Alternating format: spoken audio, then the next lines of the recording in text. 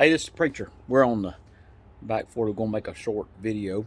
And people want to know about this coffee business. How you get this good coffee roasting goodness right here. Roast your own coffee beans. These here are some Costa Rica beans. You can go to Fatter Ridge. Get them there. You can order from Sweet Maria's. They're green beans just like this. And they're hard as a brickbat. You can take them and roast them to a wonderful goodness. Something as simple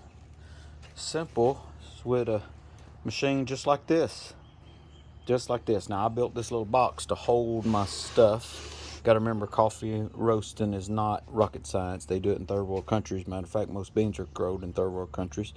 I just got this little box made, and it's made to hold this heat gun. This is a Wagner heat gun, and it's a dual heat heat gun. And anyway, I don't know if you can see this. Maybe you can stop it and see what I got right there somehow, and notice the information that's on there. But anyway, then I have a coffee can under here. This coffee can is just a part of an old Folgers coffee can, I think it was, of some type. And anyway, I cut it off, cut a hole in it, and I can't do that. But this one, let's see here, I'll demonstrate. This right there sits back like that.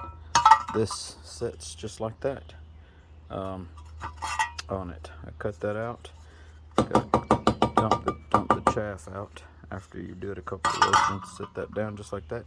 That fits on this little lip underneath this flour sifter.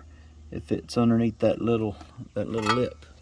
Matter of fact, I set it just like this, and up under there, and this sits just like this. That way you don't lose no heat. The heat don't go nowhere. Then you put your coffee beans in here, and you turn this slow. Turn this flour sifter ever so slow. Just sit there and turn it 18 minutes. Hey, 18 minutes. It ain't bad. 18 minutes. What I do too sometimes, I take an old piece of bag, and I'll cover this to hold the heat in a little bit. I'll do it like that.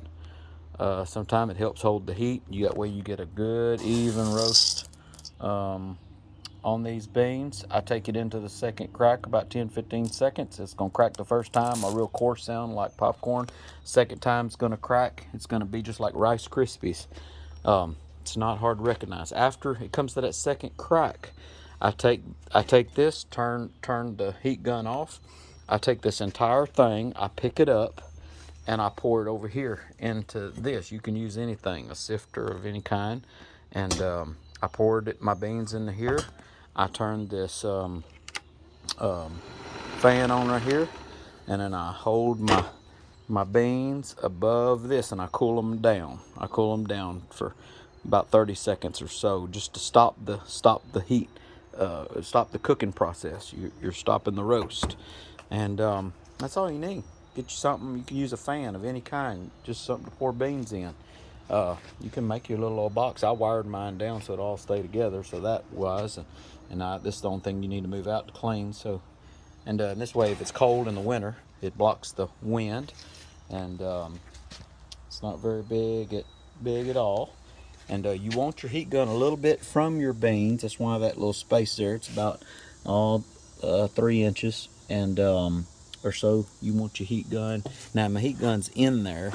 So you want you don't want your direct heat, and so you just sit there and turn this, and just keep them beans rotated and moving. Hey, and that's the way it is. That's how close you are to coffee goodness.